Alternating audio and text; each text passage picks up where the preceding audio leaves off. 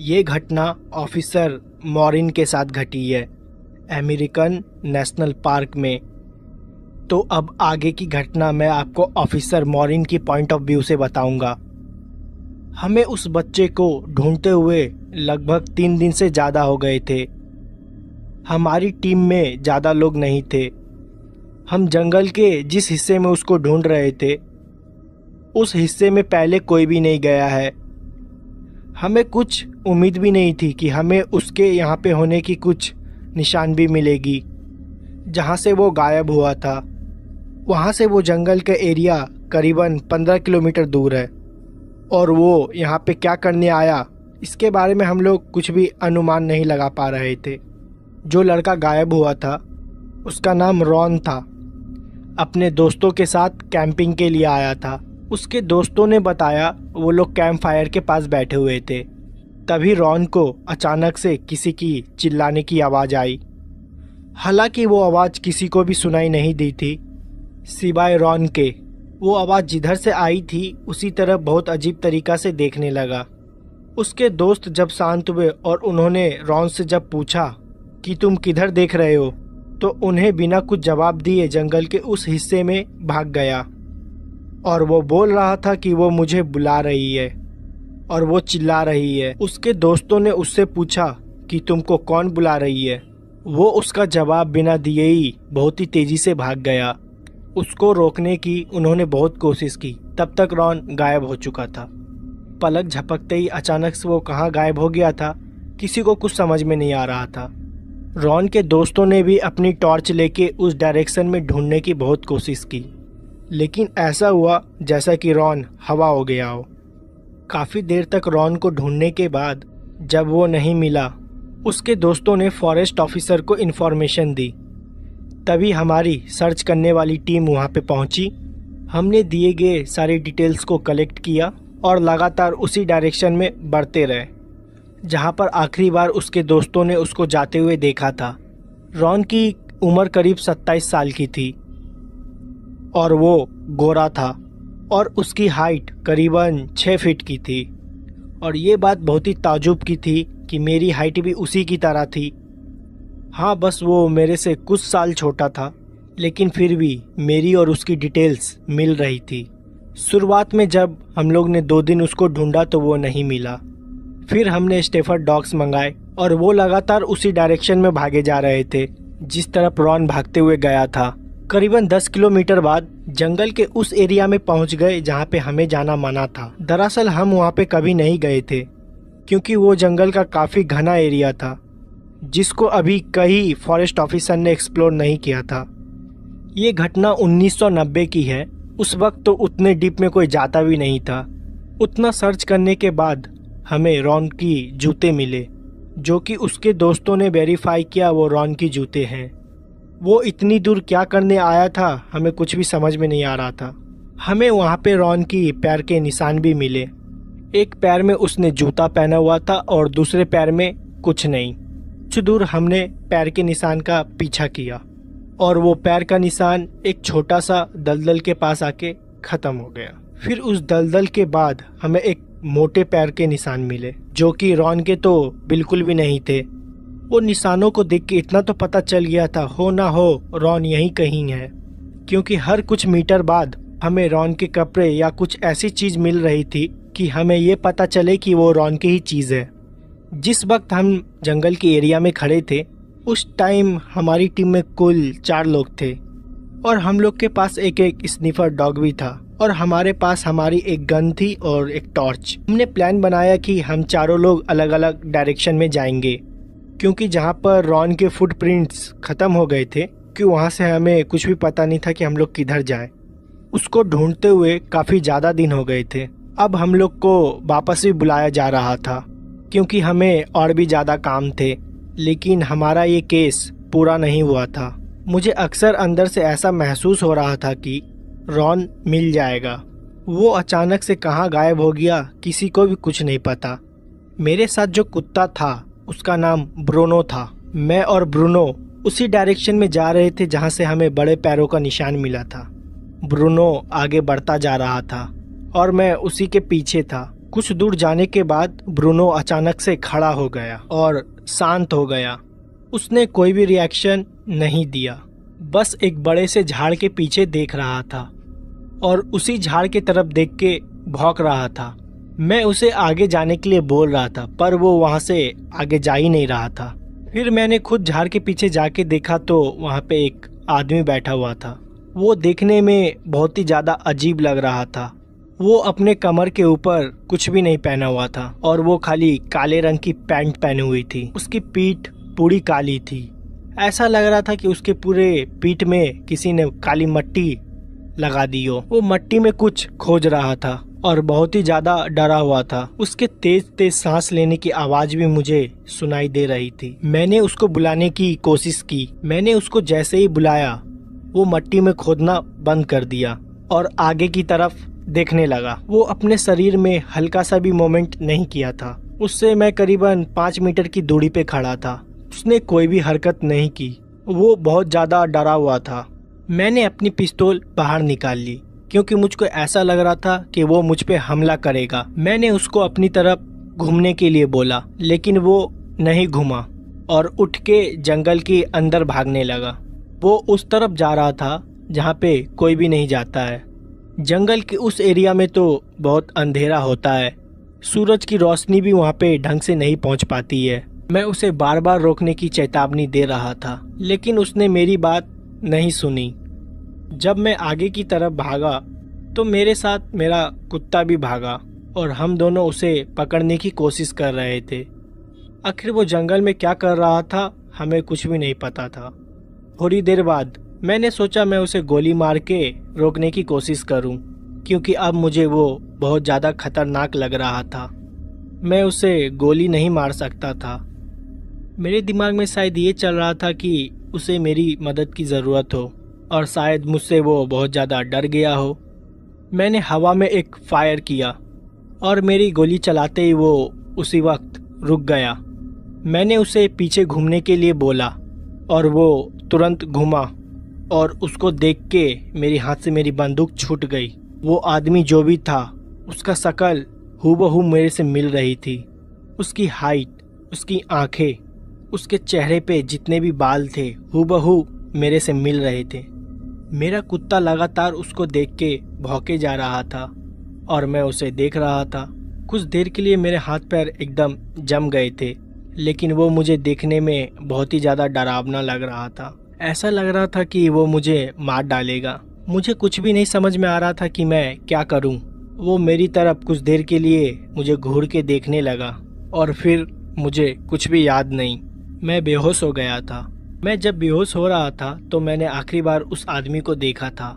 वो काफ़ी धुंधला दिखाई दे रहा था क्योंकि मेरी आंखें ढंग से खुल भी नहीं रही थी। मुझे सिर्फ बस इतना दिखाई दे रहा था कि वो मेरे पास आ रहा है और मेरे कानों में मेरे कुत्ते की भौंकने की आवाज़ सिर्फ आ रही थी। उसके बाद मुझे कुछ भी याद नहीं और जब मेरी आंखें खुली तो मैं अपने बेस के रेस्टिंग रूम में सोया हुआ था। मुझे कुछ भी समझ में नहीं आया कि मेरे साथ क्या हुआ और वहाँ पे मैं कैसे पहुँचा।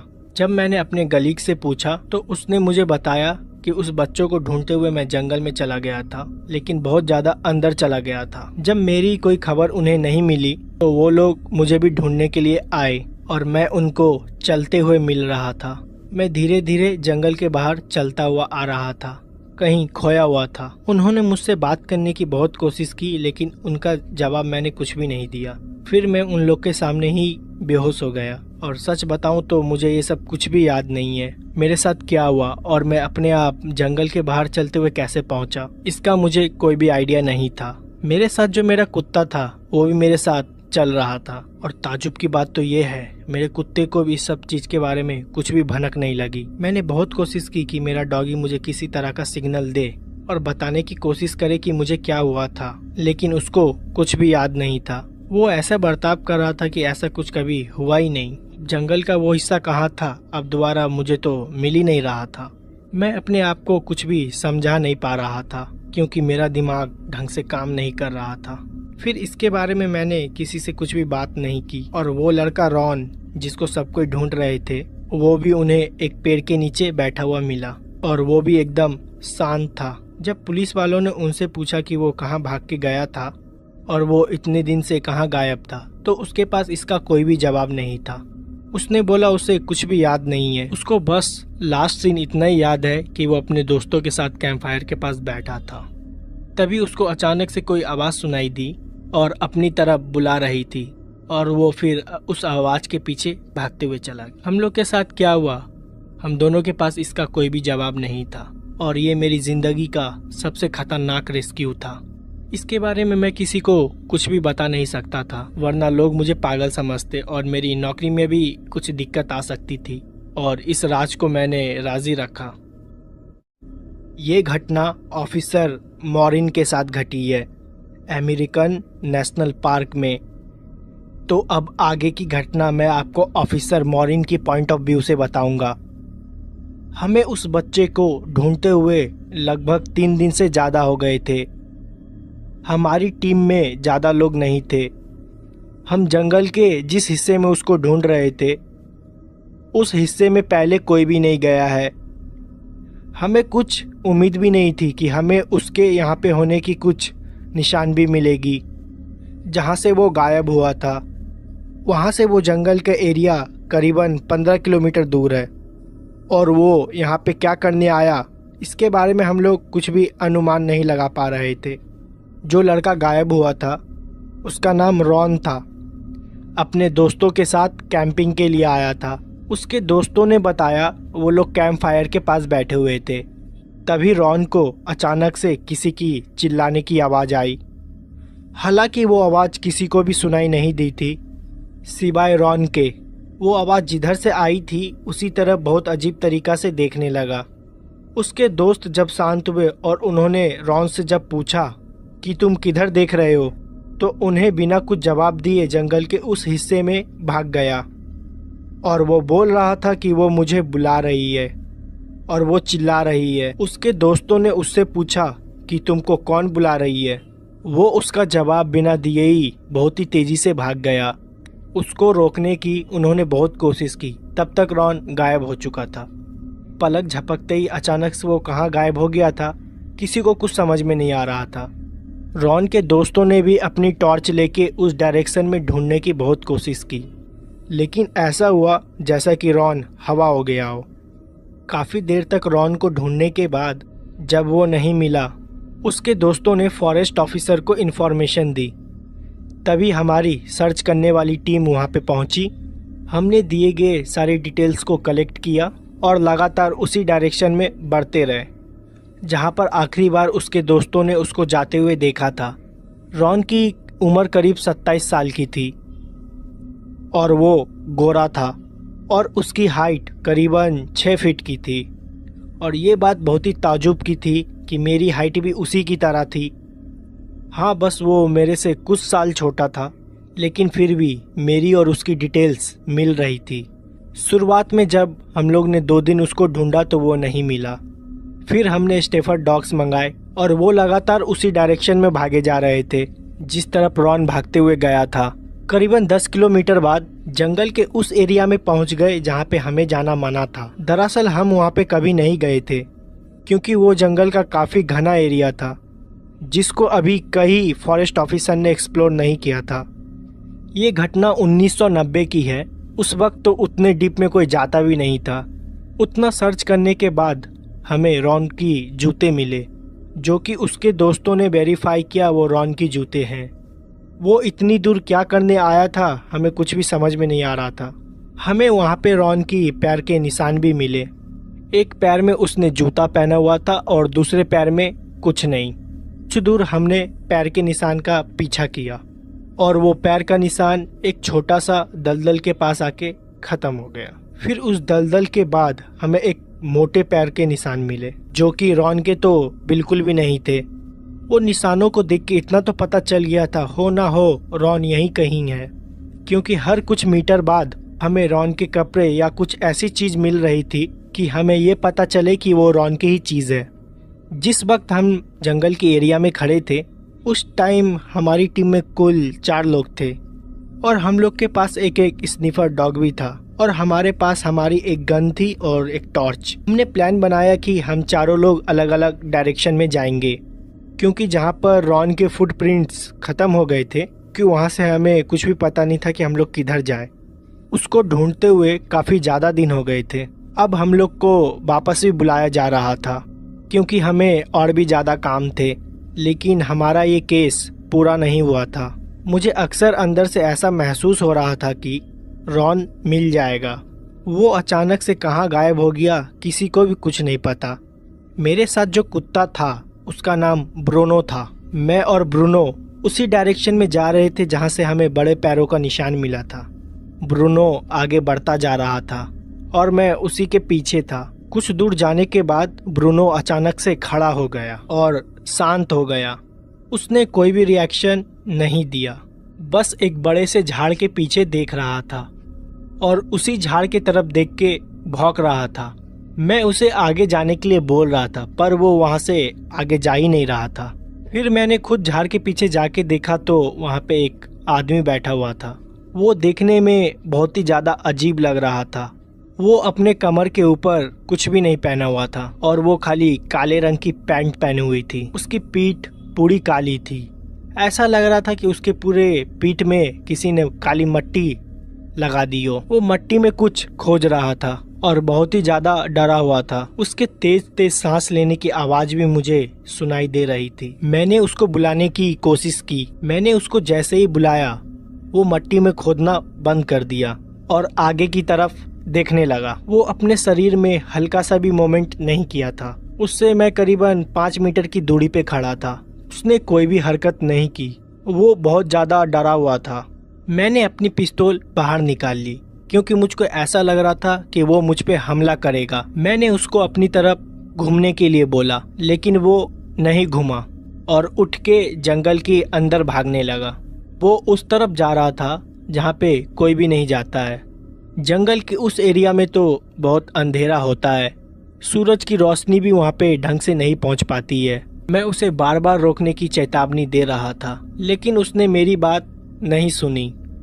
जब मैं आगे की तरफ भागा तो मेरे साथ मेरा कुत्ता भी भागा और हम दोनों उसे पकड़ने की कोशिश कर रहे थे। आखिर वो जंगल में क्या कर रहा था हमें कुछ भी नहीं पता था। थोड़ी देर बाद मैंने सोचा मैं उसे गोली मार के रोकने की कोशिश करूं क्योंकि अब मुझे वो बहुत ज़्यादा खतरनाक लग रहा था। मैं उसे गोली नहीं मार सकता था। मेरे दिमाग में शायद ये चल रहा था कि उसे मेरी मदद की ज़रूरत हो और शायद मुझसे वो बहुत ज़्यादा डर गया हो।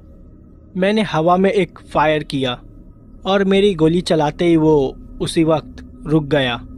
मैंने उसे पीछे घूमने के लिए बोला और वो तुरंत घूमा और उसको देख के मेरे हाथ से मेरी बंदूक छूट गई। वो आदमी जो भी था उसका शक्ल हूबहू मेरे से मिल रही थी। उसकी हाइट, उसकी आंखें, उसके चेहरे पे जितने भी बाल थे हूबहू मेरे से मिल रहे थे। मेरा कुत्ता लगातार उसको देख के भौंके जा रहा था और मैं उसे देख रहा था।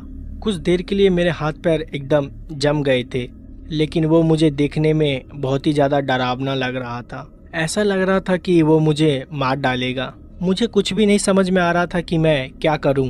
वो मेरी तरफ कुछ देर के लिए मुझे घूर के देखने लगा और फिर मुझे कुछ भी याद नहीं। मैं बेहोश हो गया था। मैं जब बेहोश हो रहा था तो मैंने आखिरी बार उस आदमी को देखा था। वो काफ़ी धुंधला दिखाई दे रहा था क्योंकि मेरी आंखें ढंग से खुल भी नहीं रही थी। मुझे सिर्फ बस इतना दिखाई दे रहा था कि वो मेरे पास आ रहा है और मेरे कानों में मेरे कुत्ते की भौंकने की आवाज़ सिर्फ आ रही थी। उसके बाद मुझे कुछ भी याद नहीं और जब मेरी आंखें खुली तो मैं अपने बेस के रेस्टिंग रूम में सोया हुआ था। मुझे कुछ भी समझ में नहीं आया कि मेरे साथ क्या हुआ और वहाँ पे मैं कैसे पहुँचा। जब मैंने अपने गलीग से पूछा तो उसने मुझे बताया कि उस बच्चों को ढूंढते हुए मैं जंगल में चला गया था लेकिन बहुत ज़्यादा अंदर चला गया था। जब मेरी कोई खबर उन्हें नहीं मिली तो वो लोग मुझे भी ढूंढने के लिए आए और मैं उनको चलते हुए मिल रहा था। मैं धीरे धीरे जंगल के बाहर चलता हुआ आ रहा था, कहीं खोया हुआ था। उन्होंने मुझसे बात करने की बहुत कोशिश की लेकिन उनका जवाब मैंने कुछ भी नहीं दिया। फिर मैं उन लोग के सामने ही बेहोश हो गया और सच बताऊं तो मुझे ये सब कुछ भी याद नहीं है। मेरे साथ क्या हुआ और मैं अपने आप जंगल के बाहर चलते हुए कैसे पहुंचा, इसका मुझे कोई भी आइडिया नहीं था। मेरे साथ जो मेरा कुत्ता था वो भी मेरे साथ चल रहा था। और ताजुब की बात तो ये है, मेरे कुत्ते को भी इस सब चीज़ के बारे में कुछ भी भनक नहीं लगी। मैंने बहुत कोशिश की कि मेरा डॉगी मुझे किसी तरह का सिग्नल दे और बताने की कोशिश करे कि मुझे क्या हुआ था, लेकिन उसको कुछ भी याद नहीं था। वो ऐसा बर्ताव कर रहा था कि ऐसा कुछ कभी हुआ ही नहीं। जंगल का वो हिस्सा कहाँ था अब दोबारा मुझे तो मिल ही नहीं रहा था। मैं अपने आप को कुछ भी समझा नहीं पा रहा था क्योंकि मेरा दिमाग ढंग से काम नहीं कर रहा था। फिर इसके बारे में मैंने किसी से कुछ भी बात नहीं की और वो लड़का रॉन जिसको सब कोई ढूंढ रहे थे वो भी उन्हें एक पेड़ के नीचे बैठा हुआ मिला और वो भी एकदम शांत था। जब पुलिस वालों ने उनसे पूछा कि वो कहाँ भाग के गया था और वो इतने दिन से कहाँ गायब था, तो उसके पास इसका कोई भी जवाब नहीं था। उसने बोला उसे कुछ भी याद नहीं है, उसको बस लास्ट सीन इतना ही याद है कि वो अपने दोस्तों के साथ कैंप फायर के पास बैठा था। तभी उसको अचानक से कोई आवाज़ सुनाई दी और अपनी तरफ बुला रही थी और वो फिर उस आवाज़ के पीछे भागते हुए चला गया। हम लोग के साथ क्या हुआ, हम दोनों के पास इसका कोई भी जवाब नहीं था और ये मेरी ज़िंदगी का सबसे खतरनाक रेस्क्यू था। इसके बारे में मैं किसी को कुछ भी बता नहीं सकता था, वरना लोग मुझे पागल समझते और मेरी नौकरी में भी कुछ दिक्कत आ सकती थी, और इस राज को मैंने राजी रखा। ये घटना ऑफिसर मॉरिन के साथ घटी है अमेरिकन नेशनल पार्क में। तो अब आगे की घटना मैं आपको ऑफिसर मॉरिन की पॉइंट ऑफ व्यू से बताऊंगा। हमें उस बच्चे को ढूंढते हुए लगभग 3 दिन से ज़्यादा हो गए थे। हमारी टीम में ज़्यादा लोग नहीं थे। हम जंगल के जिस हिस्से में उसको ढूंढ रहे थे उस हिस्से में पहले कोई भी नहीं गया है। हमें कुछ उम्मीद भी नहीं थी कि हमें उसके यहाँ पे होने की कुछ निशान भी मिलेगी। जहाँ से वो गायब हुआ था वहाँ से वो जंगल का एरिया करीबन 15 किलोमीटर दूर है और वो यहाँ पे क्या करने आया इसके बारे में हम लोग कुछ भी अनुमान नहीं लगा पा रहे थे। जो लड़का गायब हुआ था उसका नाम रॉन था। अपने दोस्तों के साथ कैंपिंग के लिए आया था। उसके दोस्तों ने बताया वो लोग कैंप फायर के पास बैठे हुए थे। तभी रॉन को अचानक से किसी की चिल्लाने की आवाज़ आई। हालांकि वो आवाज़ किसी को भी सुनाई नहीं दी थी सिवाय रॉन के। वो आवाज़ जिधर से आई थी उसी तरफ बहुत अजीब तरीक़ा से देखने लगा। उसके दोस्त जब शांत हुए और उन्होंने रॉन से जब पूछा कि तुम किधर देख रहे हो, तो उन्हें बिना कुछ जवाब दिए जंगल के उस हिस्से में भाग गया और वो बोल रहा था कि वो मुझे बुला रही है और वो चिल्ला रही है। उसके दोस्तों ने उससे पूछा कि तुमको कौन बुला रही है। वो उसका जवाब बिना दिए ही बहुत ही तेज़ी से भाग गया। उसको रोकने की उन्होंने बहुत कोशिश की, तब तक रॉन गायब हो चुका था। पलक झपकते ही अचानक से वो कहाँ गायब हो गया था किसी को कुछ समझ में नहीं आ रहा था। रॉन के दोस्तों ने भी अपनी टॉर्च लेके उस डायरेक्शन में ढूंढने की बहुत कोशिश की, लेकिन ऐसा हुआ जैसा कि रॉन हवा हो गया हो। काफ़ी देर तक रॉन को ढूंढने के बाद जब वो नहीं मिला, उसके दोस्तों ने फॉरेस्ट ऑफिसर को इन्फॉर्मेशन दी। तभी हमारी सर्च करने वाली टीम वहाँ पे पहुँची। हमने दिए गए सारी डिटेल्स को कलेक्ट किया और लगातार उसी डायरेक्शन में बढ़ते रहे जहाँ पर आखिरी बार उसके दोस्तों ने उसको जाते हुए देखा था। रॉन की उम्र करीब 27 साल की थी और वो गोरा था और उसकी हाइट करीबन 6 फीट की थी। और ये बात बहुत ही ताजुब की थी कि मेरी हाइट भी उसी की तरह थी। हाँ, बस वो मेरे से कुछ साल छोटा था, लेकिन फिर भी मेरी और उसकी डिटेल्स मिल रही थी। शुरुआत में जब हम लोग ने 2 दिन उसको ढूंढा तो वो नहीं मिला। फिर हमने स्टेफर्ड डॉग्स मंगाए और वो लगातार उसी डायरेक्शन में भागे जा रहे थे जिस तरफ रॉन भागते हुए गया था। करीबन 10 किलोमीटर बाद जंगल के उस एरिया में पहुंच गए जहां पे हमें जाना मना था। दरअसल हम वहां पे कभी नहीं गए थे क्योंकि वो जंगल का काफ़ी घना एरिया था जिसको अभी कई फॉरेस्ट ऑफिसर ने एक्सप्लोर नहीं किया था। ये घटना 1990 की है। उस वक्त तो उतने डीप में कोई जाता भी नहीं था। उतना सर्च करने के बाद हमें रॉन की जूते मिले जो कि उसके दोस्तों ने वेरीफाई किया वो रॉन की जूते हैं। वो इतनी दूर क्या करने आया था हमें कुछ भी समझ में नहीं आ रहा था। हमें वहाँ पे रॉन की पैर के निशान भी मिले। एक पैर में उसने जूता पहना हुआ था और दूसरे पैर में कुछ नहीं। कुछ दूर हमने पैर के निशान का पीछा किया और वो पैर का निशान एक छोटा सा दलदल के पास आके ख़त्म हो गया। फिर उस दलदल के बाद हमें एक मोटे पैर के निशान मिले जो कि रॉन के तो बिल्कुल भी नहीं थे। वो निशानों को देख के इतना तो पता चल गया था हो ना हो रॉन यहीं कहीं है, क्योंकि हर कुछ मीटर बाद हमें रॉन के कपड़े या कुछ ऐसी चीज़ मिल रही थी कि हमें ये पता चले कि वो रॉन की ही चीज़ है।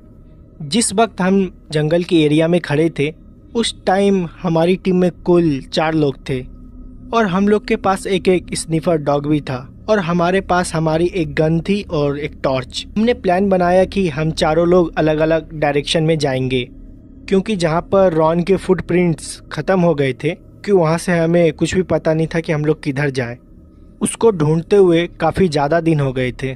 अब हम लोग को वापस भी बुलाया जा रहा था क्योंकि हमें और भी ज़्यादा काम थे, लेकिन हमारा ये केस पूरा नहीं हुआ था। मुझे अक्सर अंदर से ऐसा महसूस हो रहा था कि रॉन मिल जाएगा। वो अचानक से कहाँ गायब हो गया किसी को भी कुछ नहीं पता। मेरे साथ जो कुत्ता था उसका नाम ब्रूनो था। मैं और ब्रूनो उसी डायरेक्शन में जा रहे थे जहाँ से हमें बड़े पैरों का निशान मिला था। ब्रूनो आगे बढ़ता जा रहा था और मैं उसी के पीछे था। कुछ दूर जाने के बाद ब्रूनो अचानक से खड़ा हो गया और शांत हो गया। उसने कोई भी रिएक्शन नहीं दिया, बस एक बड़े से झाड़ के पीछे देख रहा था और उसी झाड़ की तरफ देख के भौंक रहा था। मैं उसे आगे जाने के लिए बोल रहा था पर वो वहाँ से आगे जा ही नहीं रहा था। फिर मैंने खुद झाड़ के पीछे जाके देखा तो वहाँ पे एक आदमी बैठा हुआ था। वो देखने में बहुत ही ज़्यादा अजीब लग रहा था। वो अपने कमर के ऊपर कुछ भी नहीं पहना हुआ था और वो खाली काले रंग की पैंट पहनी हुई थी। उसकी पीठ पूरी काली थी। ऐसा लग रहा था कि उसके पूरे पीठ में किसी ने काली मट्टी लगा दी हो। वो मट्टी में कुछ खोज रहा था और बहुत ही ज़्यादा डरा हुआ था। उसके तेज तेज सांस लेने की आवाज़ भी मुझे सुनाई दे रही थी। मैंने उसको बुलाने की कोशिश की। मैंने उसको जैसे ही बुलाया वो मट्टी में खोदना बंद कर दिया और आगे की तरफ देखने लगा। वो अपने शरीर में हल्का सा भी मूवमेंट नहीं किया था। उससे मैं करीबन 5 मीटर की दूरी पे खड़ा था। उसने कोई भी हरकत नहीं की। वो बहुत ज़्यादा डरा हुआ था। मैंने अपनी पिस्तौल बाहर निकाल ली क्योंकि मुझको ऐसा लग रहा था कि वो मुझ पे हमला करेगा। मैंने उसको अपनी तरफ घूमने के लिए बोला लेकिन वो नहीं घूमा और उठ के जंगल के अंदर भागने लगा। वो उस तरफ जा रहा था जहाँ पे कोई भी नहीं जाता है। जंगल के उस एरिया में तो बहुत अंधेरा होता है, सूरज की रोशनी भी वहाँ पे ढंग से नहीं पहुँच पाती है। मैं उसे बार बार रोकने की चेतावनी दे रहा था लेकिन उसने मेरी बात नहीं सुनी। जब मैं आगे की तरफ भागा तो मेरे साथ मेरा कुत्ता भी भागा और हम दोनों उसे पकड़ने की कोशिश कर रहे थे। आखिर वो जंगल में क्या कर रहा था हमें कुछ भी नहीं पता था। थोड़ी देर बाद मैंने सोचा मैं उसे गोली मार के रोकने की कोशिश करूं, क्योंकि अब मुझे वो बहुत ज़्यादा खतरनाक लग रहा था। मैं उसे गोली नहीं मार सकता था। मेरे दिमाग में शायद ये चल रहा था कि उसे मेरी मदद की ज़रूरत हो और शायद मुझसे वो बहुत ज़्यादा डर गया हो। मैंने हवा में एक फायर किया और मेरी गोली चलाते ही वो उसी वक्त रुक गया। मैंने उसे पीछे घूमने के लिए बोला और वो तुरंत घूमा और उसको देख के मेरे हाथ से मेरी बंदूक छूट गई। वो आदमी जो भी था उसका शक्ल हूबहू मेरे से मिल रही थी। उसकी हाइट, उसकी आंखें, उसके चेहरे पे जितने भी बाल थे हूबहू मेरे से मिल रहे थे। मेरा कुत्ता लगातार उसको देख के भौंके जा रहा था और मैं उसे देख रहा था। कुछ देर के लिए मेरे हाथ पैर एकदम जम गए थे लेकिन वो मुझे देखने में बहुत ही ज़्यादा डरावना लग रहा था। ऐसा लग रहा था कि वो मुझे मार डालेगा। मुझे कुछ भी नहीं समझ में आ रहा था कि मैं क्या करूं। वो मेरी तरफ कुछ देर के लिए मुझे घूर के देखने लगा और फिर मुझे कुछ भी याद नहीं। मैं बेहोश हो गया था। मैं जब बेहोश हो रहा था तो मैंने आखिरी बार उस आदमी को देखा था। वो काफ़ी धुंधला दिखाई दे रहा था क्योंकि मेरी आंखें ढंग से खुल भी नहीं रही थी। मुझे सिर्फ बस इतना दिखाई दे रहा था कि वो मेरे पास आ रहा है और मेरे कानों में मेरे कुत्ते की भौंकने की आवाज़ सिर्फ आ रही थी। उसके बाद मुझे कुछ भी याद नहीं और जब मेरी आंखें खुली तो मैं अपने बेस के रेस्टिंग रूम में सोया हुआ था। मुझे कुछ भी समझ में नहीं आया कि मेरे साथ क्या हुआ। और वहाँ पे मैं कैसे पहुँचा। जब मैंने अपने गलीग से पूछा तो उसने मुझे बताया कि उस बच्चों को ढूंढते हुए मैं जंगल में चला गया था, लेकिन बहुत ज़्यादा अंदर चला गया था। जब मेरी कोई खबर उन्हें नहीं मिली तो वो लोग मुझे भी ढूंढने के लिए आए और मैं उनको चलते हुए मिल रहा था। मैं धीरे धीरे जंगल के बाहर चलता हुआ आ रहा था, कहीं खोया हुआ था। उन्होंने मुझसे बात करने की बहुत कोशिश की, लेकिन उनका जवाब मैंने कुछ भी नहीं दिया। फिर मैं उन लोग के सामने ही बेहोश हो गया और सच बताऊं तो मुझे ये सब कुछ भी याद नहीं है। मेरे साथ क्या हुआ और मैं अपने आप जंगल के बाहर चलते हुए कैसे पहुंचा, इसका मुझे कोई भी आइडिया नहीं था। मेरे साथ जो मेरा कुत्ता था वो भी मेरे साथ चल रहा था और ताजुब की बात तो ये है मेरे कुत्ते को भी इस सब चीज के बारे में कुछ भी भनक नहीं लगी। मैंने बहुत कोशिश की कि मेरा डॉगी मुझे किसी तरह का सिग्नल दे और बताने की कोशिश करे कि मुझे क्या हुआ था, लेकिन उसको कुछ भी याद नहीं था। वो ऐसा बर्ताव कर रहा था कि ऐसा कुछ कभी हुआ ही नहीं। जंगल का वो हिस्सा कहाँ था अब दोबारा मुझे तो मिल ही नहीं रहा था। मैं अपने आप को कुछ भी समझा नहीं पा रहा था क्योंकि मेरा दिमाग ढंग से काम नहीं कर रहा था। फिर इसके बारे में मैंने किसी से कुछ भी बात नहीं की और वो लड़का रॉन जिसको सब कोई ढूंढ रहे थे वो भी उन्हें एक पेड़ के नीचे बैठा हुआ मिला और वो भी एकदम शांत था। जब पुलिस वालों ने उनसे पूछा कि वो कहाँ भाग के गया था और वो इतने दिन से कहाँ गायब था तो उसके पास इसका कोई भी जवाब नहीं था। उसने बोला उसे कुछ भी याद नहीं है, उसको बस लास्ट सीन इतना ही याद है कि वो अपने दोस्तों के साथ कैंप फायर के पास बैठा था।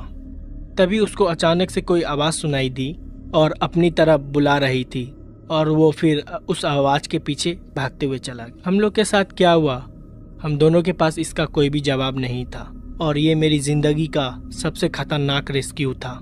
इसके बारे में मैं किसी को कुछ भी बता नहीं सकता था वरना लोग मुझे पागल समझते और मेरी नौकरी में भी कुछ दिक्कत आ सकती थी और इस राज को मैंने राजी रखा। मेरा नाम मनोज है, मैं सीतापुर का रहने वाला हूँ। ये घटना 2009 की है। मधु चाची अपना सारा काम निपटा के ही सोने जाती थी। रात में खाना बनाने के बाद वो देर रात तक बर्तन मांज के सोने जाती थी। देर रात बर्तन मांज के साफ सफाई करके सोने जाती थी। हमारा गांव काफ़ी ज़्यादा पुराना था, ठीक से डेवलपमेंट भी नहीं हुआ था। हमारे गांव में करीबन 200 घर थे। 200 घर में केवल 6 नल कुएं के पास बने हुए थे। सरकार ने कई नलों को तो कई सालों से सर्विस भी नहीं कराया था। मधु चाची उन्हीं नल में से एक नल पे रात को बर्तन धो रही थी। वो नल हमारे ठीक घर के सामने था तो हमें पानी लेने में काफ़ी ज़्यादा आसानी होती थी। हमारे गांव में ढेर सारे बड़े बड़े बर्तन होते थे। मेरा परिवार भी काफ़ी ज़्यादा बड़ा था। बड़ी बड़ी पटरियाँ, बड़ी बड़ी कढ़ाई, कुकर का तो ज़माना भी नहीं था हमारे टाइम में। बर्तन को अच्छे से मांजने के लिए मधु चाची चावल का भूसी का उपयोग करती थी जिससे बर्तन बहुत अच्छे से मंजते थे और साफ सफाई भी बहुत अच्छी हो जाती थी। वो घर में लेडीज़ में सबसे छोटी थी और इसलिए वो सारा काम खत्म करके ही सोने जाती थी ताकि दिन में उनको ज़्यादा काम ना करना पड़े। मधु चाची की अक्सर तबीयत खराब रहती थी। मेरे चाचा और मेरे घर वाले उनसे बोलते थे कि ज़्यादा काम ना करे, थोड़ा आराम भी कर लिया करे, लेकिन वो बात ही नहीं सुनती थी। अपनी दवाइयाँ भी समय से नहीं खाती थी, बस सबसे ऐसे ही बोला करती थी ये तो नॉर्मल जुकाम है, बस ऐसे ही ठीक हो जाएगा। लेकिन उनकी ये बीमारी कुछ और ही थी। अंदर धीरे धीरे वो बीमारी बढ़ते चली गई। एक दिन रात के करीब 1 बजे मधु चाची अपना सारा काम खत्म करके आई और जैसे ही सोने जा रही थी अचानक से उनके सर में बहुत तेज दर्द उठा और वो बेहोश हो गई। उनको सब कोई उठाया लेकिन वो नहीं उठी। उस वक्त हॉस्पिटल भी हमारे गांव से काफ़ी ज़्यादा दूर में था। हमारे घर से 2 घर छोड़ के एक वैद्य जी रहते थे, उनको तुरंत बुला के लाया गया। वैद्य जी ने जब मधु चाची की नाड़ी चेक की तो उनकी नाड़ी नहीं मिल रही थी। उनकी हार्ट बीट भी बंद हो चुकी थी और वो मर चुकी थी। इतना जल्दी उन्हें क्या हो गया कुछ समझ में नहीं आया। किसी तरह उनको रात में सब कोई अस्पताल भी लेके गए। अस्पताल पहुंचने के बाद जब डॉक्टर ने उन्हें चेक किया तो वो मर चुकी थी। वजह किसी को नहीं पता थी। काफ़ी कोशिश करने के बावजूद भी जब वो होश में नहीं आई तो उनको मृत्यु घोषित कर दिया गया। उसी रात मधु चाची को सबको घर लाया गया। घर लाने से पहले उनके शरीर को एक गाड़ी में रखा गया था, जो कि शायद लाश ले जाने को काम आती थी। वो वही हॉस्पिटल के पास मिले थे। उनके मृत्यु शरीर को उस गाड़ी में रखने के बाद उसी में चाचा भी बैठ गए थे और मेरे पापा भी। ड्राइवर गाड़ी चला रहा था। गांव के कुछ और लोग थे जो अपने मोटरसाइकिल से आ रहे थे। गाड़ी उसी वक्त रास्ते में चल रही थी। उस वक्त बारिश भी काफ़ी तेज होने लगी थी और मौसम भी थोड़ा ख़राब चल रहा था। अस्पताल से करीब हमारा घर करीब 11 किलोमीटर का था। वो लोग गाड़ी से आ रहे थे। जिस गाड़ी में मधु चाची का मृत्यु शरीर था, उस गाड़ी का टायर थोड़ी दूर आते जंगल में पंक्चर हो गया। दरअसल वो जंगल नहीं था, वो हमारे गांव का आम का बाग था। उस बाग में कई लोगों को पेड़ थे। कई लोग वहीं पे जाया करते थे जब उन्हें फल या किसी अन्य चीज़ की ज़रूरत पड़ती थी। उस गाड़ी का टायर वही बाग के साइड में पंक्चर हुआ था। वहाँ पे ढेर सारे मृत्यु शरीर भी जलाए जाते थे। वो इलाका हमारे गांव का थोड़ा पहाड़ी इलाका था।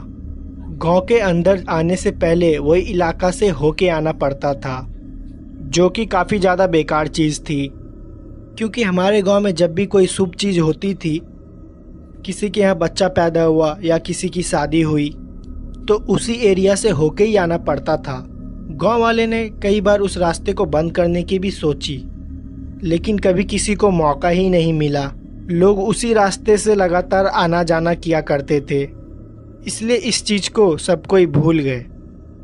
गाड़ी पंक्चर होने के बाद गाड़ी के ड्राइवर ने टायर को चेंज किया। बारिश बहुत तेज हो रही थी। उसको टायर चेंज करने में थोड़ा समय लग गया। गांव के बाकी लोग जो बाइक से आ रहे थे, वो थोड़ा पीछे ही रुक गए थे, क्योंकि बारिश बहुत ज़्यादा तेज हो रही थी। उस वक्त उस बाग में मेरे चाचा, मेरे पापा और ड्राइवर और मधु चाची की मृत्यु शरीर ही थी। किसी तरह टायर को चेंज किया। टायर चेंज करने से पहले ही पापा ने ऐसा महसूस किया गाड़ी के ऊपरी हिस्से पे कोई बैठा हुआ है। उनको कोई काली परछाई दिखाई दी, लेकिन उन्होंने इस बात पे ज़्यादा ध्यान नहीं दिया, क्योंकि उस वक्त चाचा काफ़ी ज़्यादा परेशान थे, तो उन्हें संभालना ज़्यादा ज़रूरी था। उस वक्त ही गाड़ी को बारिश में हमारे घर ले जाया गया। मुझे आज भी साफ साफ याद है, मैं जग रहा था जब वो गाड़ी आई। पापा और चाचा चाची की शरीर को उतार रहे थे। मम्मी ने मुझे अंदर भेज दिया था, लेकिन तभी मम्मी ने मुझे घर भेज दिया। लेकिन मैं खिड़की से सब कुछ साफ साफ देख रहा था। उनके शरीर को उतार के ज़मीन पे रखा गया और बगल में ही तनके को सुलगा दिया गया, क्योंकि बगल में धुआं रहे और आग जलती रहे। कहते हैं मृत्यु शरीर के पास हमेशा आग जलती रहना चाहिए और लोहे का भी सामान कुछ रखा रहना चाहिए, नहीं तो नकारात्मक आत्माएं शरीर के अंदर प्रवेश करने की कोशिश करती है। बारिश काफ़ी ज़्यादा तेज हो रही थी। पूरा गांव एकदम ज़्यादा शांत था। इसके वजह से तो आधा गांव अपने घर से बाहर भी निकल के नहीं आया था। चाची का शरीर बरामदे में ही रखा हुआ था। अभी भी उसमें कोई क्रिया नहीं की गई थी, क्योंकि घर के कई लोगों को संदेश भेज दिया गया था। उनको भी आने में थोड़ा समय लगने वाला था। बारिश की वजह से उनको कोई साधन भी नहीं मिल रहा था। उस वक्त घर में मैं, मम्मी, पापा, चाचा और हमारे दादाजी ही थे। हम सब लोग जग रहे थे और उनका शरीर बरामदे में ही रखा हुआ था। बारिश बहुत ज़्यादा तेज हो रही थी और बादल भी बहुत गरज रहे थे। बादल की गरज और हल्की फुल्की रोशनी चाची के मृत्यु शरीर पे पड़ रही थी, जो कि पुराने डबल बेड के चादर से ढका हुआ था। एक एक करके धीरे धीरे सब कोई सोने लगे। चाचा जग रहे थे। चाचा पूरी रात चाची के बगल में ही बैठे रहे। काफ़ी ज़्यादा थकान हो रही थी उनको, जो कि उनके चेहरे पे साफ साफ झलक रही थी। पापा ने चाचा को जाके बोला कि वो थोड़ी देर आराम कर ले, क्योंकि कल बहुत काम करना है। अगर वो जगते रहेंगे तो उनकी भी तबीयत खराब हो जाएगी। चाचा सो नहीं रहे थे, लेकिन पापा ने ज़बरदस्ती उनको सोने के लिए भेज दिए। वो कर भी क्या सकते थे, पूरा घर एकदम शांत था और पूरे गांव में किसी कुत्ते भौंकने की भी आवाज़ नहीं आ रही थी। बस दो आवाज़ ही सुनाई दे रही थी, बारिश की और बादल की गरज। इसके अलावा और कुछ सुनाई नहीं दे रहा था। सब कुछ एकदम शांत था।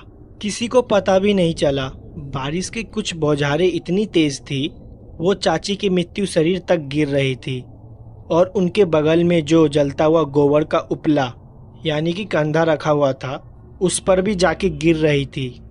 कुछ देर बाद वो जो उपला जल रहा था, पानी की वजह से बुझ गया और वहाँ पे धुआं होना बंद हो गया और आग एकदम शांत हो गई। दादाजी सो गए थे, मम्मी भी मेरे बगल में ही सो रही थी, लेकिन मुझे नींद नहीं आ रही थी। चाचा भी आराम कर रहे थे, उनको भी कुछ समझ में नहीं आ रहा था, इसलिए वो अपने कमरे में जाके चुपचाप बैठे हुए थे। पापा चाची के मृत्यु शरीर के पास ही बैठे हुए थे। मुझे साफ साफ याद है, उस वक्त रात के 2 या 2:30 बज रहे थे। मुझे साफ साफ याद है, उस वक्त रात के 2 या 2:30 बज रहे थे। एक जोरदार बिजली कड़की। जिस कमरे में मैं और मम्मी लेटे हुए थे, उसका दरवाज़ा नहीं बंद था, उसमें बस पर्दा लगा दिया था और दरवाज़ा इसलिए नहीं बंद किया गया था ताकि किसी को भी किसी चीज़ की ज़रूरत हो तो मम्मी जाके उसे दे दे। हमारे घर में सिर्फ 2 ही महिला थी, एक मेरी मम्मी और एक चाची। चाची अब ख़त्म हो गई थी। उस वक्त मैं चुपचाप अपनी कमरों में लेटा हुआ था और दरवाजे के बाहर ही देख रहा था। बादल की गरजने की रोशनी, मुझे दरवाजे पे साफ साफ गरजने की आवाज़ सुनाई दे रही थी। उसी रोशनी में मैंने किसी को एक तरफ से दूसरी तरफ जाते हुए देखा और वो कोई महिला थी। मैंने साफ साफ उन्हें देखा था, ये मेरा कोई वहम नहीं था। उसने साड़ी पहनी हुई थी, एक तरफ से दूसरी तरफ घर के अंदर जा रही थी, मतलब घर के बरामदे से होते हुए किचन की तरफ। मुझे समझ में नहीं आया मैंने क्या देखा। मैं थोड़ा सा डर भी गया था, पर मुझे लगा शायद गांव की कोई महिला आई होगी। चाची की एक सहेली थी जिसका नाम सुषमा था, वो अक्सर चाची से मिलने आया करती थी। सुषमा को अभी तक चाची की मौत के बारे में पता नहीं चला था, तो वो शायद मिलने आई होगी। मैं तुरंत अपनी बिस्तर से नीचे उतरा और मैंने सोचा मैं जाके सुषमा चाची को सब कुछ बता दूं, लेकिन वो गायब हो गई। ऐसा लगा हो कि वो एकदम हवा हो गई हो। मैं कमरे से बाहर निकल के किचन की तरफ जाके देखने लगा, मुझे कुछ भी दिखाई नहीं दिया। मैं फिर दोबारा घर के बाहर के तरफ गया और मैं एक चीज़ देख के एकदम हैरान हो गया। मेरी चाची का मृत्यु शरीर वहाँ पे नहीं था और जिस चादर से उन्हें ढक रखा था वो नीचे की तरफ पड़ा हुआ था। जिस तसले में गोबर के उपले जल रहे थे उसमें पानी भरा हुआ था और मेरे पिताजी वहीं पे बगल में कुर्सी पे बैठे हुए सो गए थे। दादाजी अपने कमरे में सो रहे थे और मम्मी भी अपने कमरे में सो रही थी और चाचा जी ने अपने कमरे के दरवाजे को अंदर से बंद किया हुआ था। उस वक्त पूरे घर में मैं ही जग रहा था। हमारे घर में छत की ओर जाने के लिए एक सीढ़ियाँ हैं। वो सीढ़ियाँ चारों तरफ मोटी मोटी दीवारों से घिरी हुई है। उसमें ज़्यादा रोशनी भी नहीं जाती है, लाइट भी नहीं थी, अंधेरा भी काफ़ी ज़्यादा था। छत पे जाने के लिए जब मैं उन सीढ़ियों से गुजरता हूँ तो ऐसा लगता है कि कोई अंधेरे कमरे से गुजर रहा हूँ। मुझे छत के ऊपर से छत की दरवाज़ा खुलने की आवाज़ आई। हमारे यहाँ का किचन का एरिया जहाँ पे सब कोई ज़मीन पे बैठ के खाते हैं, उसके ऊपर कोई भी छत नहीं है। वहाँ से डायरेक्ट आसमान से पानी चबूतरे पे ही गिरता है। मैं अपने आप को उन पानी को बूंदों से बचाते हुए सीढ़ियों की तरफ गया। मैंने सोचा कि मैं सीढ़ियों की तरफ जाऊं। जैसे ही 2 सीढ़ियाँ चढ़ के अंधेरे के तरफ घूमा, मुझे ऐसा महसूस हुआ कि उन सीढ़ियों पे कोई बैठा हुआ है। मुझे अंधेरे में साफ साफ दिखाई दे रहा था कि कोई अंधेरे में है। सीढ़ियों के ऊपर का दरवाज़ा खुला हुआ था, उनसे मुझे चमकती हुई परछाई से मुझे साफ साफ दिखाई दे रहा था। वो कोई औरत थी। मैं समझ गया था वो कोई और नहीं, चाची ही है, क्योंकि उनका शरीर वहाँ पे नहीं था।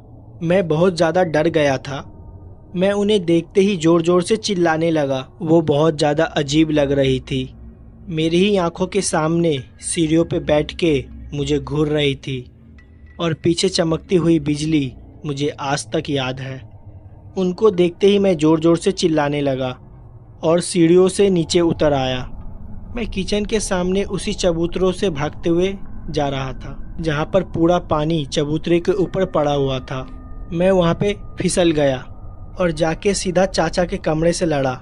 मेरी चिल्लाने की आवाज़ सुनकर पापा सीधा उठ गए और मम्मी भी उठ गई। चाचा भी अपने कमरे से तुरंत बाहर आए। उन्होंने देखा मैं ज़मीन पे गिरा हुआ हूँ। पापा का जैसे ही आँख खुला, पापा ने देखा चाची का शरीर वहाँ पे नहीं है। वो सब लोग भागते हुए मेरे पास आए तो मैंने उन्हें बताया कि चाची ऊपर सीढ़ियों के पास बैठी हुई है। मैं जैसे ही सबको ये बात बताई, सब एकदम हैरान हो गए। पापा और चाचा तुरंत सीढ़ियों की तरफ भागते हुए गए।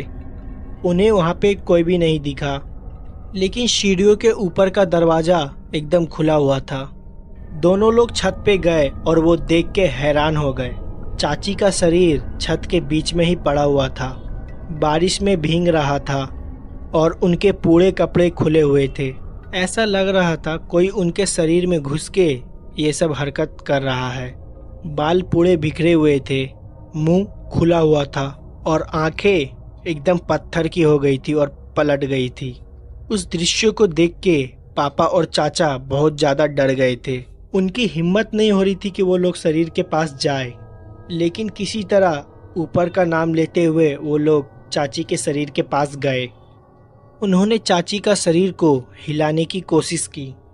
चाचा को लग रहा था शायद वो अभी भी जिंदा है और उठकर खड़ी हो जाएगी, लेकिन ऐसा कुछ भी नहीं हुआ। फिर चाचा और पापा उनके शरीर को उठाकर उसी जगह पर लेके आए और दोबारा आग जलाई।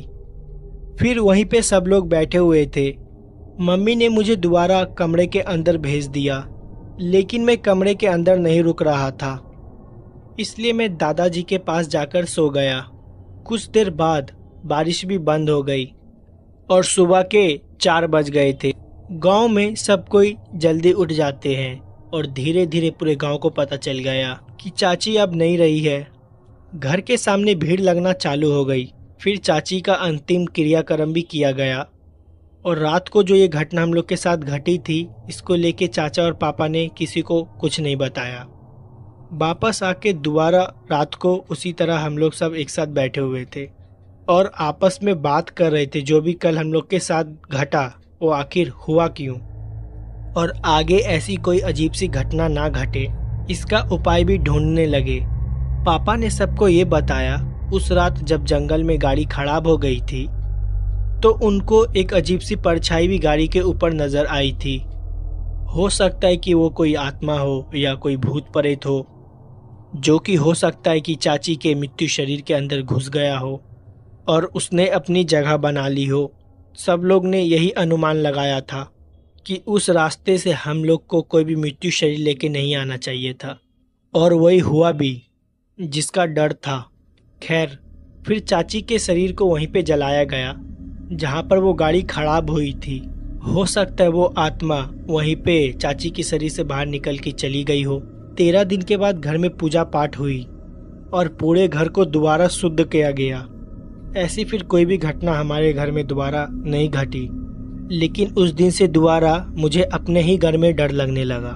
फिर जब मैंने अपनी 12वीं पास की, फिर मैं पढ़ाई के लिए अपने शहर आ गया, और ये जो घटना हमारे घर में घटी थी वो रात मैं अपने जीवन में कभी भी भुला नहीं पाऊंगा। मेरा नाम आदिल है। ये घटना 2012 की है। काफ़ी अजीब घटना थी ये। 2012 में मेरे पास कोई भी मोटरसाइकिल नहीं थी। मेरी अब्बू की तबीयत बहुत ज़्यादा खराब थी और नानी की भी तबीयत खराब थी। अम्मी को नानी के पास जाना था। अब्बू साइकिल चला नहीं सकते थे, इसलिए उन्होंने अपनी जगह मुझे भेजा था। मैं जैसे तैसे मम्मी को नानी के वहाँ पे छोड़ के वापस आ रहा था। इतनी भी शाम नहीं हुई थी कि मुझको रास्ता ना दिखाई दे या मुझे टॉर्च की जरूरत पड़े। मैं अपने घर वापस लौट रहा था। जिस रोड से मैं अपने घर को वापस जा रहा था, उसी के बगल से कच्ची रोड भी गई हुई थी। हमारा खेत बाकी लोग से एकदम अलग था। वहाँ पे हमारे खेत थे और अलग पीछे था। मेन रोड से मुझे मेरे खेत में जाने के लिए 500 मीटर एक्स्ट्रा चलना पड़ता है। पता नहीं मेरे दिमाग में क्या आया, मैं अपने खेत को देखने के लिए चला गया। मैंने सोचा कि मैं एक राउंड मार दूं। आमतौर पर रात को वहाँ पे जानवर आके फसलों को खराब कर दिया करते थे, इसलिए मैंने सोचा कि सारे फसलों को एक बार मैं दोबारा जाके देख लूं। अंधेरा ज्यादा नहीं हुआ था, लेकिन मैं जब रोड से लेके खेत तक गया, सूरज हल्का फुल्का डूब चुका था। मैं अपनी खेत को साफ साफ देख सकता था और वहाँ पे सारी फसलें ठीक ठाक बोई हुई थी। मेरे खेत के एकदम पीछे साइड में तभी मैंने ध्यान दिया, एक काली परछाई है, वो झुकी हुई थी और झुक झुक के धीरे धीरे आगे बढ़ रही थी। उस परछाई को देख के मुझे साफ साफ पता चल रहा था कि वो कोई जानवर की परछाई है। यहाँ पर मैं खड़ा हुआ था, वहीं पे मैंने अपने साइकिल खड़ी की और जोर जोर से चिल्लाने लगा, लेकिन वो वहीं पे टहल रहा था। मुझे लगा ये फसलों को खराब कर देगा। आमतौर पर जानवर आवाज़ सुनकर भाग जाते हैं, और मैंने अपने साइकिल को वहीं पे खड़ी की और परछाई के पास जाने लगा। मैंने सोचा अगर वो जानवर बड़ा होगा तो मैं उसे मार के भगा दूंगा, क्योंकि वो फसलों को खराब कर रहा था। उस टाइम मैंने अपने हाथ में एक भारी सी ईंट पकड़ रखी थी। मैं अकेला था, पर कोई भी नहीं था। मैं खेत के एकदम पीछे साइड में गया तो परछाई वहीं पे खड़ी हो गई। जब मैं उस परछाई के पास वहाँ पहुँचा और मैं साफ साफ उसे देख सकता था। जब वो परछाई रुकी, उसकी और मेरी करीबन दूरी 10 मीटर की थी। कुछ अजीब सी ही परछाई थी, वो कोई जानवर नहीं था। फिर मेरे आंखों के सामने परछाई 2 गुना बड़ी हो गई। पहले तो वो झुक के चल रही थी, मैं उसके आर पार भी देख सकता था। वो एक काली बड़ी परछाई थी। वो परछाई धीरे धीरे मेरे तरफ आने लगी। मैं कुछ कर भी नहीं पा रहा था। मैंने सोचा मेरे हाथों में जो ईंट मैं पकड़ा हुआ हूँ उसके तरफ फेंक दूं, लेकिन मेरे हाथ पैर भी काम नहीं कर रहे थे। ऐसा लग रहा था कि मेरे हाथ पैर बुरी तरह से जम गए हैं। वो परछाई धीरे धीरे मेरे पास आ रही थी। मुझे समझ नहीं आ रहा था ये मुझे क्या हुआ। मेरे गले से आवाज़ तक नहीं निकल रही थी। वहाँ से भागना चाह रहा था, लेकिन मैं भाग भी नहीं पा रहा था। फिर कुछ देर बाद मेरे पैरों में जैसे कि जान आ गई हो। मैं दोबारा अपनी साइकिल की तरफ भागा। साफ साफ उस चीज़ को महसूस कर सकता था कि परछाई भी मेरे पीछे ही भाग रही है। जैसे तैसे अपनी साइकिल के पास पहुंचा। मैंने अपने साइकिल को पकड़ने की कोशिश की। जैसे अपनी साइकिल पकड़ी, मेरी साइकिल हवा में उड़ गई। साइकिल हवा में 1 मीटर दूर पीछे जाके गिर गई। लग रहा था मेरी साइकिल को किसी ने उठा के जोर से फेंक दिया हो, लेकिन वहाँ पर मुझे कोई भी नज़र नहीं आ रहा था। इतना ज़्यादा डर गया था कि मैंने अपनी साइकिल को वहीं पे छोड़ दिया, रोड की तरफ चिल्लाते हुए भागने लगा। ऐसा महसूस भी हो रहा था कि मेरे पीछे कोई भाग रहा है। किसी ने मेरे कंधे को छूने की कोशिश की है। मैं मेन रोड के पहुंचा, पे ही जाके नीचे बैठ गया। तभी लोग वहां से आ जा रहे थे। जान पहचान के एक दोस्त थे, उन्होंने मुझे देख लिया। उन्होंने उसी वक्त अपनी साइकिल रोकी और मेरी हालत के बारे में पूछा। मैं उन्हें सब चीज़ बताई। मुझे दोबारा बताया कि हम लोग जाके वहाँ देखते हैं। मुझे दोबारा बोला चल के वहाँ पे दोबारा देखते हैं, पर मेरी हिम्मत नहीं जुटी जाने की। मैं उससे बोला कि वो मुझे घर छोड़ दे। उन्होंने कहा ठीक है। अब्बू की भी तबीयत ख़राब थी और दवाई भी देनी थी। जब मैं अब्बू के पास पहुंचा तो वो सो रहे थे। उन्होंने देखा कि मैं पैदल आया हूं। उन्होंने मुझसे साइकिल के बारे में पूछा। मैंने उनसे कहा कि साइकिल मेरे एक दोस्त के पास है, कुछ देर में वो मुझे साइकिल लाकर दे जाएगा। वो जिन्होंने मुझे मेरे घर तक पहुंचाया था, वो बाद में मेरे दोस्त के साथ मेरे खेत पे परछाई को देखने के लिए गए। उन्होंने बताया कि वहाँ पे कोई भी परछाई नहीं दिखी और मेरी साइकिल वहाँ रोड पे ही पड़ी हुई मिली। मैंने उन्हें बताया कि ये जो घटना मेरे साथ घटी ये एकदम सत्य थी। हालांकि वो मेरे बात पे विश्वास कर रहे थे। मैं मन ही मन सोच रहा था कि वो सोच रहे होंगे कि मैं झूठ बोल रहा हूँ या मुझे किसी तरह का कोई वहम हुआ है।